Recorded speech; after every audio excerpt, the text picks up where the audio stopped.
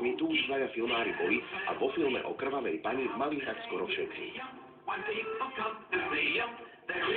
sme mali kameru, no tak pre nás to bolo niečo zvláštne. My sme nemysleli, že by to mohlo byť niečo falošné, alebo že by tam nebol film. Tak dôverovali sme. Nuž, ale teraz, neviem, či vám môžem veriť, ako vás pre istotu vyfotím.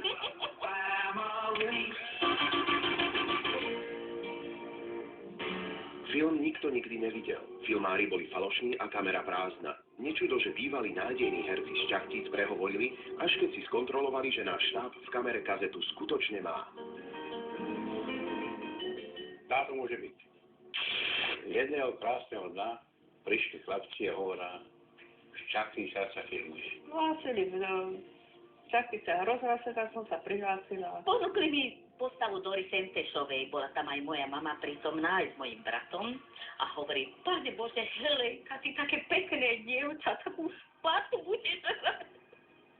No ale ja som si myslela, no, rola ako rola, nie? Hlavná vec, že budem hrať. Ja som mala hrať dievča, ktoré vychádzalo z pivnice. Čachtičania uverili podvodníkom a pre úspech filmu boli 3 dni schopní robiť doslova všetko. Napríklad podúpať pri masovej scéne celé pole s jačmeňom. A bolo to očuvateľ na jednom pozemku, ktorý mal tádam 5 árov nasatého jačmena. Viete?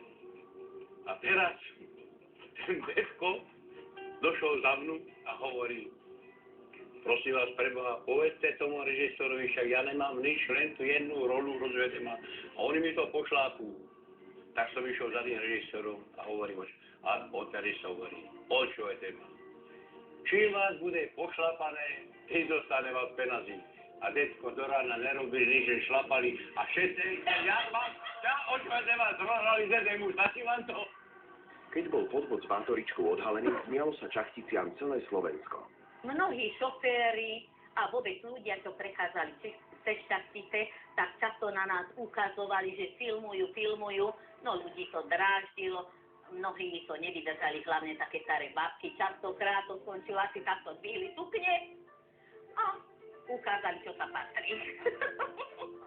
Dnes je všetko zabudnuté a čachtickí herci si radi zahrajú aspoň v reportáži o krvavej grófke. Aktéri čachtického filmovania z roku 1961 prišli na miesto svojho pôsobenia. Šimová, Polonsky, Fejskalová vlastnou rukou.